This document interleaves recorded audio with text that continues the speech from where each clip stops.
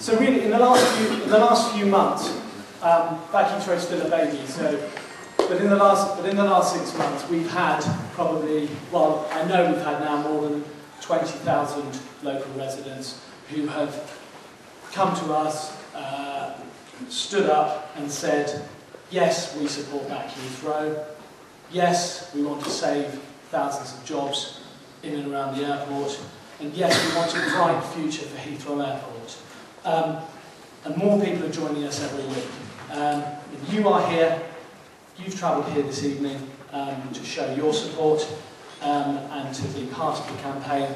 And for that, you are very, very welcome indeed, and we really appreciate it, so thank you.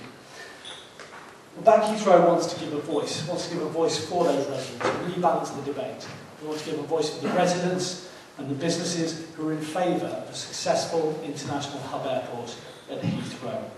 And tonight we're here for a reason, because 2 weeks ago, the Mayor of London, Boris Johnson, swept into Uxbridge, went to the Hillingdon Council offices and had a press conference, brought together the media, and together, standing side by side with Ray Puddifoot, the leader of Hillingdon Council, went through and put out several options which would involve closure and redevelopment of Heathrow Airport.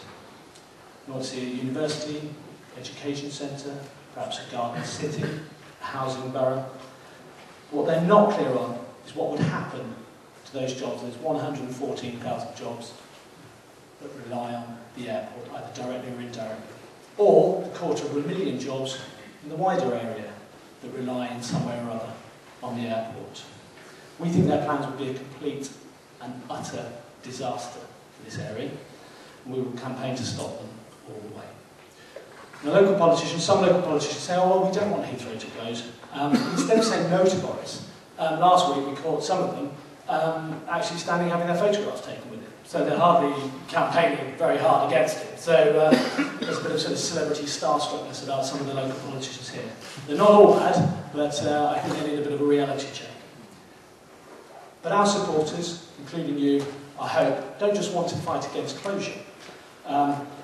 You know, we want Heathrow to thrive, and we were very proud of the airport. I would imagine, and I hope that many of you feel the same way. And it's very moving, because over the last few weeks and months we've been contacted by all sorts of people who want to lend their support, including Second World War veterans who have lived near the airport since the late 1950s, early 60s, teachers, mums whose children work at the airport, young talented apprentices even, for whom the airport is their future, not ours.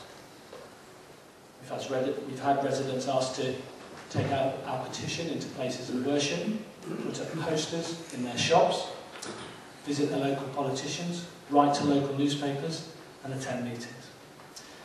So put simply, we think that Heathrow is a huge asset to local communities. And many residents are fed up of the airport being criticised by a small number of people who they feel, and we feel, don't speak for them. So tonight you will have your chance to have your say later, ask a question, and you'll also hear about ways that you may be able to help the campaign, pain-free ways, we hope. And then after that, around 7:45 tonight, there'll be some drinks outside for those of you who wish to stay for a short while. So we know that, dear Boris Johnson and others, we know Boris is a problem, but I'm delighted to say, and delighted to introduce now, a man who may have the solution to the UK's airport expansion dilemma. Happily, it involves Heathrow, not Thames Estuary Airport. So I'm delighted to say we've got here Jock Lowe. Now Jock, our next speaker, Jock was the Concorde's longest serving pilot for 25 years. I'm sure you'll correct me if I get any of this wrong. Jock was also commercial manager responsible for Concorde, director of flight operations for British Airways, and chairman of the UK Flight Operations Directorate. Appointed General Manager Operations Control in 1986, Jock assumed responsibility for the day-to-day operation of the entire British Airways fleet of 300 aircraft worldwide. From 1992, he was also Chief Pilot of British Airways. On becoming a Fellow of the Royal Aeronautical Society, Jock served as President in 1998 and 99. And he is also the first person since Sir Sefton Ranker in 1929 to have held both positions of President of the Royal Aeronautical Society and Master of the Guild of Air Pilots and Air Navigators. Now, Jock is also a founding director of Runways Innovations Limited, and it is in that capacity that Jock is here this evening to outline his plans for Heathrow expansion. And his plans have been shortlisted by the Airports Commission, which has been set up by the government. So at this point, I should say, before introducing Jock, after that big, you better not disappoint after that. I mean, that was pretty good. That was good. You owe me a fiver for that. That was good. But we back Heathrow is pro-location. Okay, we're delighted also to have representatives from the Heathrow Airport here. We want to see a good, sustainable future for Heathrow. We want to see a successful hub airport at Heathrow. So we are not supporting any specific option as I stand here today, and we're delighted that two options for Heathrow have been shortlisted, as well as Bad Boris and his gang. So without no further ado, Jock, it's over to you.